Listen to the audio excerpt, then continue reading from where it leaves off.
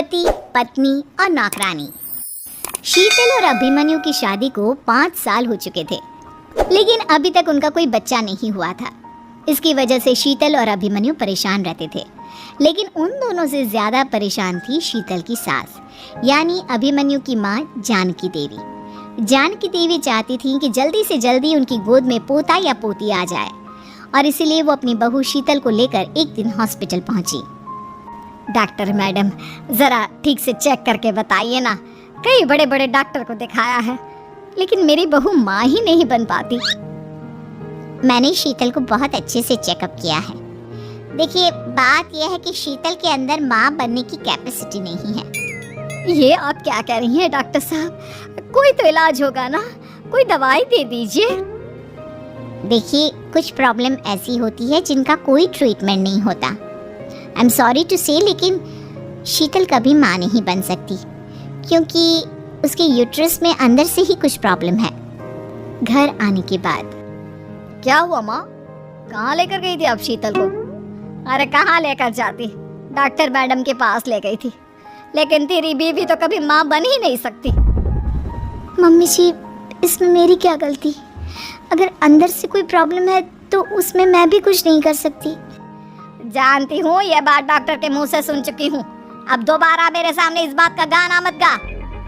अरे माँ, परेशान होने की जरूरत नहीं है, हम सोचते हैं ना कुछ। अरे क्या सोचेगा तू? जब डॉक्टर कह चुका है कि तेरी बीवी माँ नहीं बन सकती, तो बता क्या सोचेगा तू? कहाँ से लाएगा बच्चा? माँ, ये तो मैं भी नहीं जानता। अभिमन्यु, क्यों ना हम अनाथ आश्रम से एक बच्चा गोद ले आए?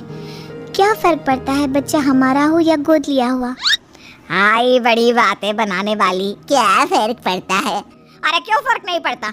मुझे इस वंश को आगे बढ़ाने के लिए मेरे बेटे का खून चाहिए, किसी दूसरे का नहीं। लेकिन माँ, आप जानती हैं कि ये अब पॉसिबल नहीं है। मैं कुछ नहीं जानती। मैं किसी पराये की औलाद को इस घर में अपना पोता या पोती बन के बढ़ता हुआ नहीं देख सकती। मेरा वंश मेरे बेटे के खून से ही आगे बढ़ेगा। लेकिन मम्मी जी, ऐसा कैसे हो पाएगा? आप अच्छी तरह जानती हैं ना, मेरा और अभिमन्यु का बच्चा नहीं हो सकता। तो मैं अपने बेटे की दूसरी शादी करवाऊंगी, और अपनी दूसरी बीवी से ये मुझे बच्चा पैदा करके देगा। ये आप क्या कह रही हैं माँ? मैं किसी और से शादी नहीं करने वाला। मेरे रहते हुए आप अभिमन्यु की शादी किसी और से करवाएंगी? मम्मी जी, आप ऐसा कैसे कर सकती हैं? तू बस देखती जा बहू, मैं ऐसा कैसे कर सकती हूँ। कुछ दिनों के बाद, अभिमन्यु, मैंने तेरे लिए लड़की ढूंढ ली है। माँ, मैं आपको कितनी बार समझाऊं, मुझे किसी से शादी नहीं करनी है। पहले मेरी बात सुन। ये जो चमेली है ना, हमारे घर में काम करने आती है, वो तुझसे शादी करने के लिए तैयार है। मम्मी जी, आप अभिमन्यु की शादी एक नौकरानी के साथ करवाएंगी? वो इसलिए क्योंकि चमेली दिखने में बहुत खूबसूरत है, बच्चा भी सुंदर ही होगा। मम्मी जी, लेकिन एक बच्चे के लिए अपने बेटे की शादी नौकरानी के साथ करवाना, क्या ये सही है? अगर अभिमन्यु ने शादी नहीं की ना, तो मैं अपनी जान दे दूंगी। अब देख लो, अगर तुम्हें अपनी माँ की जान प्यारी है तो तुम्हें इस नौकरानी के साथ शादी करनी ही होगी। इस तरह जानकी देवी अपने बेटे अभिमन्यु की शादी नौकरानी चमेली के साथ करवा देती है। कुछ दिनों के बाद, नौकरानी से मालकिन बन के तो मजा आ गया, अब तो मैं इस घर की मालकिन हूँ। देखो, अपने आप को ज्यादा मालकिन समझने की कोशिश मत करो। एक बार तुम्हारा और अभिमन्यु का बच्चा इस दुनिया में आ जाए, उसके बाद तुम इस घर से हमेशा के लिए चली जाना। अरे जाओ जाओ, किसी और के आगे बातें बनाना, एक बच्चा तो पैदा नहीं कर सकी। बढ़िया आई, जाओ जाकर मेरे लिए कॉफी बना कर लाओ। नौकरानी मैं हूँ या तुम? मम्मी जी, देखिए ना, शीतल मुझसे किस तरह से बात कर रही है। शीतल, तुम्हें पता है ना चमेली प्रेग्नेंट है, मेरे बेटे के बच्चे की माँ बनने वाली है। वो जैसा कहती है वैसा करो। लेकिन मम्मी जी, वो मुझे नौकरों की तरह ट्रीट कर रही है।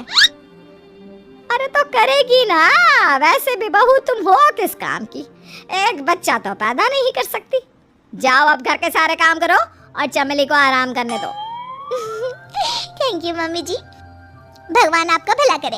आप नहीं होती तो मैं नौकरानी से महारानी कैसे बनती। देखो, तुम्हें जो चाहिए सब मिलेगा, खूब खाओ पियो, मज़े की ज़िंदगी जियो, लेकिन बस मुझे एक बच्चा पैदा करके दे दो।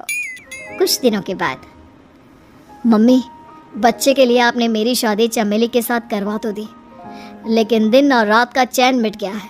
सारा दिन शीतल और चमेली की बहस चलती रहती है। अब शीतल को इस घर में रखने से क्या होगा? मैं तो कहती हूँ उसे घर से निकाल दो, है भी किस काम की।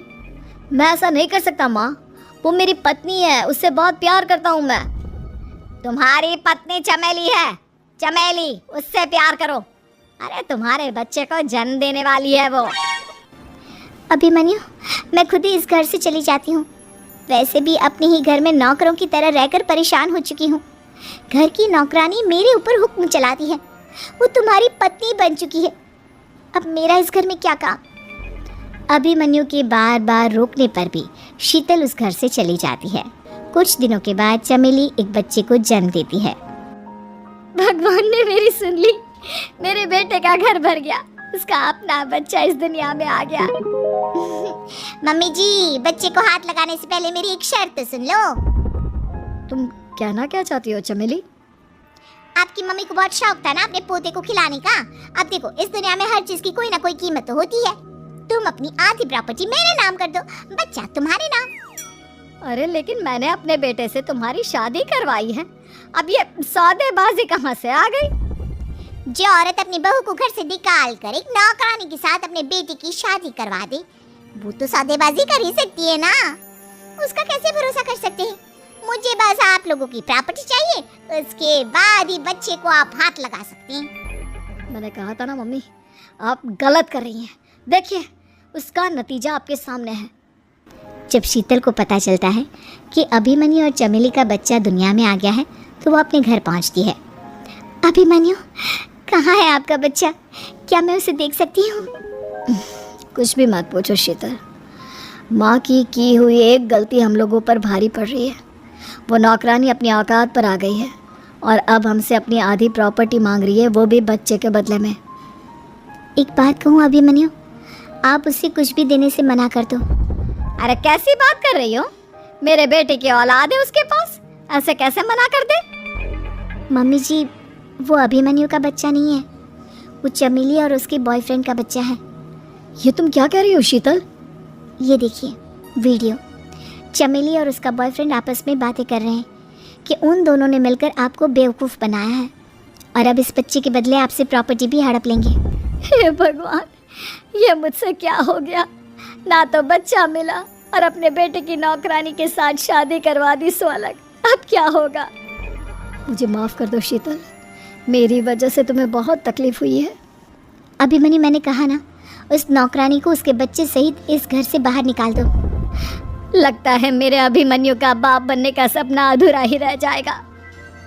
अभिमन्यु, अपनी मम्मी से कहो कि परेशान ना हो। आपको याद है एक बार हम एक IVF सेंटर गए थे, मैंने फिर से वहाँ जाकर बात की थी और आपको पता है इस बार मैं प्रेग्नेंट हूँ, क्योंकि हमने वहाँ पर प्रोसीजर करवाया था जिसकी वजह से मैं प्रेग्नेंट हो गई थी। और इस बात का पता मुझे बस कुछ महीने पहले ही लगा है। हमारा बच्चा इस दुनिया में आने वाला है अभिमन्यु। मुझे माफ़ कर दो शीतल बहू, मुझसे बहुत बड़ी गलती हो गई। कोई बात नहीं माँ, लेकिन अब हमें उस धोखेबाज नौकरानी को इस घर से बाहर निकालना है और इस घर की मालकिन को वापस घर लाना है, वो भी अपने बच्चे के साथ। चाइनीज बहू हमारी याद तो है ना आपको? भूले तो नहीं ना? हाँ भाई, थोड़ी देर में ही सही, लेकिन चाइनीज बहू की कहानी आ ही गई। क्या हो रहा है ये देश में? चाइना ने तो आतंकी मचा रखा है। अरे क्या हो गया? क्यों चाइना को कोसता रहता है? भूल मत, तेरी ससुराल चाइना की ही है। हाँ माँ, पर ये देखना, लड़ाई झगड़े, ये बीमारी, ऊपर से ये देश कितना चालाक है, अंदर न जाने क्या क्या करता रहता है। तभी अंदर से बहू की चिल्लाने की आवाज आती है। अरे क्या हो गया बहू, क्यों चिल्ला रही है? माँ जी, ये देखिए, ये रूस ने यूक्रेन की हालत क्या कर दी है। ऊपर से चाइना में दोबारा लॉकडाउन लग गया है। माँ जी, अब क्या किया जाए? अरे तो तुम लोगों को क्या परेशानी हो रही है, मैं तो यही नहीं समझ पा रही हूँ। वो क्या है ना माँ, हम लोग चाइना जाने की सोच रहे थे, सांगसू के भाई की शादी है। तो क्या? अरे कौन सा उन लोगों के यहाँ भाई घोड़ी चढ़ता है जो बहन काजल लगाकर नेक लगी। माँ जी, उसकी आंखें बहुत छोटी छोटी है, उसमें या तो पुतली रह सकती है या काजल। साले की पुतली निकाल कर काजल लगा दो, अंधा कहीं का। क्या क्या बोला तुम मेरे भाई के बारे में? अरे नहीं नहीं बहू, वो तो बोल रहा था कि तुझे नेग मिल जाएगा। हाँ, बहन है ना तो उसकी। नहीं नहीं माँ जी, मैं सब समझती, ये मेरे भाई का मजाक बनाते रहते। कितना सीधा है मेरा भाई, बिल्कुल छिपकली जैसा। नहीं नहीं बहू, सीधा गाय जैसा होता है। सही पकड़े हैं माँ जी। हाँ, तो मेरे भाई की शादी है, मैं चाइना जरूर जाऊंगी। तभी एक पड़ोसन आ जाती है। अरे नहीं नहीं बहू, तू कहीं ना जा, हम लोगों का मन कैसे लगेगा तेरे बिना। ले बहू, तेरे भाई के लिए ये शॉल रख ले, हमारी तरफ से गिफ्ट कर देना। अरे सब कितने अच्छे हैं, मेरी चाइनीज बहू को कितने प्यार से तुम लोगों ने एक्सेप्ट कर लिया। सच में बड़ी भाग्यशाली हूँ मैं। कैसी बात कर रही है, ये तो हम लोगों के देश की एक खूबसूरती है कि हर किसी को दिल से अपना लेते हैं, बस वो भी दिल से हमें अपना समझे। कैसी बात कर रही है आंटी जी, मेरे लिए आप सब सासू माँ जैसी ही हैं। मुझे भारत बहुत अच्छा लगता है, ये सबसे अच्छा देश है, मेरा भारत महान। वैसे भी लड़की की शादी जहाँ होती है वो तो वहीं की हो जाती है ना। जीती रे बहू, सही बोल रही है। औरत तो होती ही पानी की तरह है, जो जहाँ जैसे रखे वैसे ही शेप ले लेती है। आंटी जी, ये थोड़ा सा ज्यादा हो गया, समझ नहीं आया। नो प्रॉब्लम, मैं चाय बना कर लाती हूँ। फिर क्या, वो दिन भी आ जाता है जब बेटे बहू को चाइना जाना पड़ता है। वहाँ जाकर बहू का भाई कहता है, मेरे दाम आ गए, मेरे दाम आ गए। मैंने सबको बोला कि सब हिंदी में बात करेंगे, नहीं तो बहन नाराज हो जाएगी। थैंक्स बॉय, हिंदी मेरी भाषा है, आप मुझे उसी में बात करना अच्छा लगता है। आपने जीजा जी से मिलो। ओ बहन, तुम अंदर चलो। सभी बहू को अंदर लेकर चले जाते हैं, लेकिन सांगसू का पति वो तो बेचारा चाइना के ससुराल के आंगन में अकेला खड़ा रहता है। काफी देर तक जब कोई उसे नहीं पूछता तो वो माँ को घर पर फोन करता है। हाँ बेटा, पहुँच गए ना कुशल मंगल? हाँ माँ, लेकिन सांगसू पता नहीं कहाँ है, वो तो अंदर गई है तब से बाहर आई ही नहीं। अरे कैसे बात कर रहा है, तो तू अंदर चला जा, तू बाहर क्यों है? अरे दामाद है तू वहाँ का, उन लोगों ने तुझे बिठाया, चाय पानी कुछ नहीं पूछा? नहीं ना माँ। तभी सामने से सांगसू आती है। क्यों आप अभी तक तैयार नहीं हुए? और ये बैग लेकर क्यों कमरे से बाहर आए? इसे वहीं रख देती। कमरा? कौन सा कमरा? अरे कैसी बात कर रही हो, जब से तुम अंदर गई हो मैं बाहर ही तो खड़ा हूँ। बहू को बहुत हैरानी होती है और गुस्सा भी आता है। तभी उसका भाई और माँ आ जाते हैं। अरे सांगसू, अंदर खाना लग गया है। पहले ये बताओ कि मेरे पति को किसी ने खाना या पानी क्यों नहीं पूछा? वो भारत से ससुराल पहली बार आया है, वो भी मेरे कहने पर। उनकी इज्जत क्यों नहीं की? देख बेटी, तूने जबरदस्ती जिद में शादी की थी तो हम लोगों ने कर दी, लेकिन अब तुम ये सोचो, पूरी चाइना में मैं इस इंडियन को अपना दामाद बताऊं? So sorry. हाँ सांगसू, और तुम भी चुप रहना, नहीं तो वो लोग मेरी शादी तोड़ देंगे। ओह, ऐसी बात है, कोई बात नहीं, मैं बाहर होटल में रह लेता हूँ, तुम वही करो जो ये लोग चाहते हैं। कैसी बात कर रहे हो? शादी के बाद पति जैसा भी हो, जो भी हो, पति होता है। वैसे भी तुम्हारे पूरे परिवार ने, सबने बिना सोचे मेरा साथ दिया। मुझे एक्सेप्ट किया, प्यार किया। मैं अपने देश में आपको अकेला कैसे छोड़ सकती हूँ? ये हिंदी फिल्म का ड्रामा बंद करो, मैं अब ये बर्दाश्त नहीं करूँगी। चुपचाप अंदर चलो, नहीं तो ये शादी वादी यहीं खत्म करके इसे अकेले ही इंडिया जाना पड़ेगा। कैसी बात कर रही हो माँ, ये मेरी बच्ची है नहीं छा। हम लोगों ने यहाँ वकील को बुला लिया है, जिसके बाद अब तेरा तलाक करा के हम यहाँ के चाइनीज लड़के से तेरी शादी करा देंगे। अरे कैसी बात कर रहे हो? हम तो यहाँ तुम्हारी शादी के लिए आए थे। नहीं नहीं, मैं सांगसू के बिना नहीं रह सकता हूँ। हाई वोल्टेज ड्रामा होने के बाद से ही सारा माहौल खराब हो जाता है कि तभी एक लड़की आती है। मैंने सारा इंतजाम कर दिया है, सांगसू की शादी का मंडप परसों लग जाएगा। तब तक इसके पति को कमरे में बंद कर देते हैं।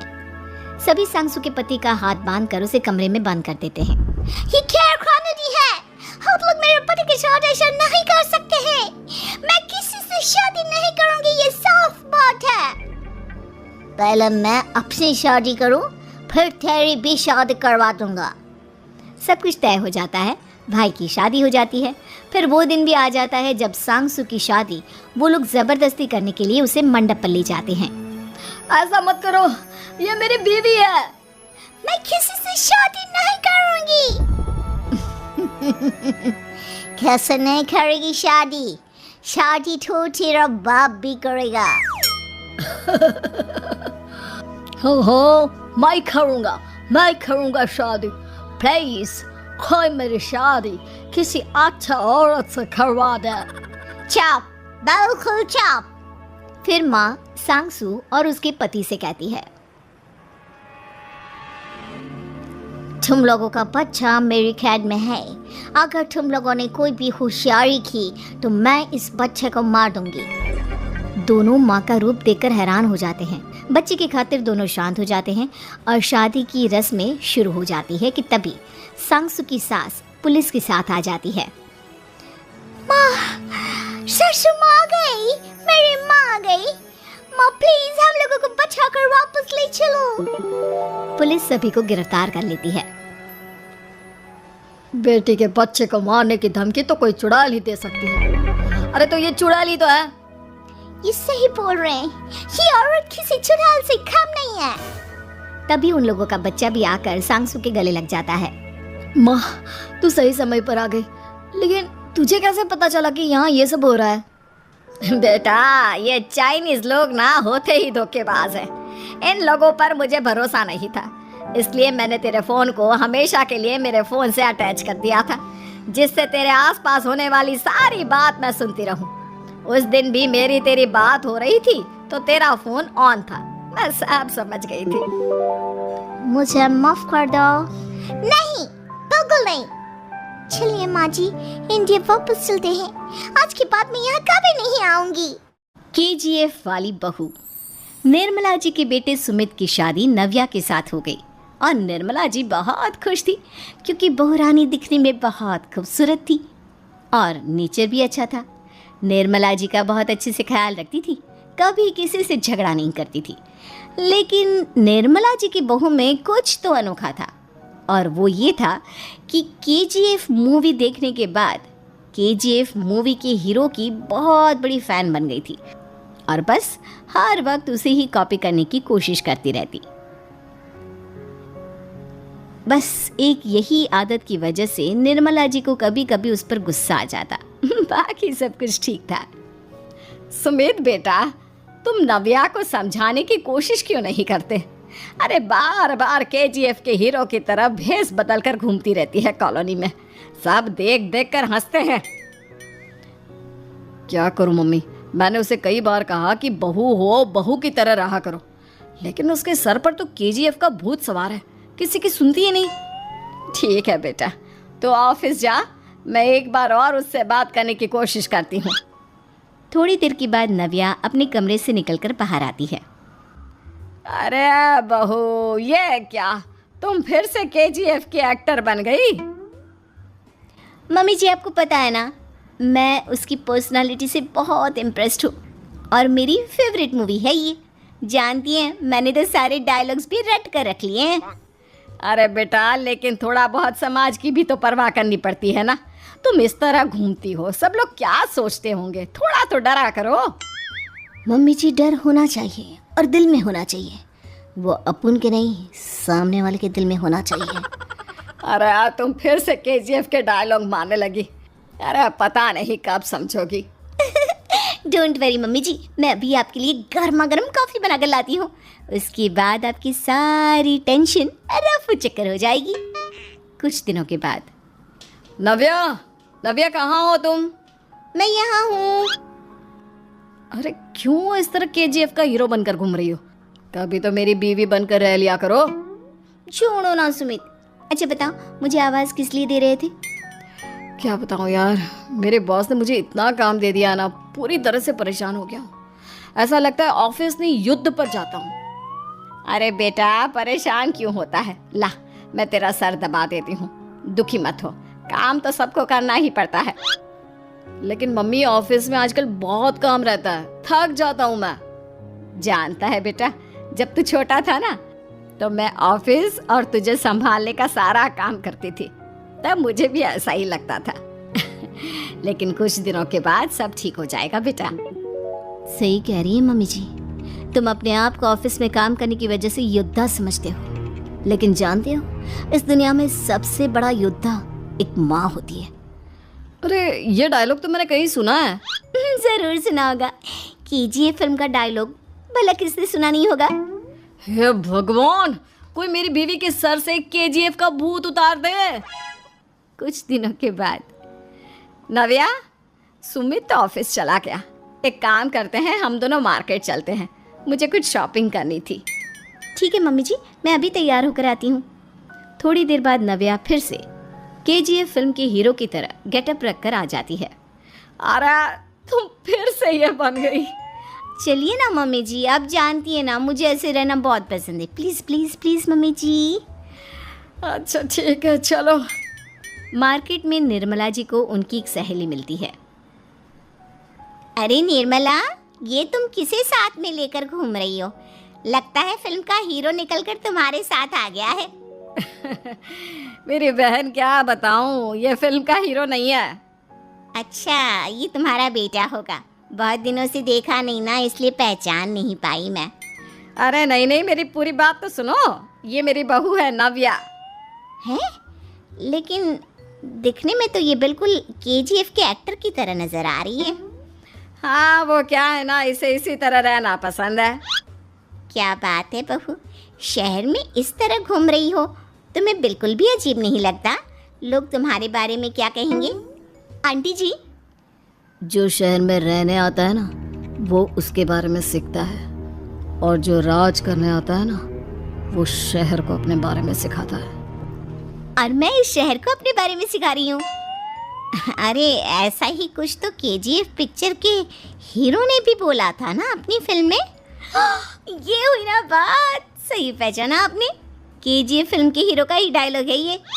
निर्मला जी और नव्या को मार्केट में शॉपिंग करते करते शाम हो जाती है, और शाम को घर लौटते वक्त एक सुनसान सड़क पर अचानक से एक चोर उनके सामने आकर खड़ा हो जाता है। चुपचाप अपना सारा रुपया, माल, पैसा मुझे दे दो। क्यों दे दे पैसे? तुमने दिए क्या सामान खरीदने के लिए? ओए चुप कर। और इस तरह बहु रुपया बनकर क्यों घूम रहा है? अरे घूम रहा नहीं, घूम रही है, बहू है ये मेरी।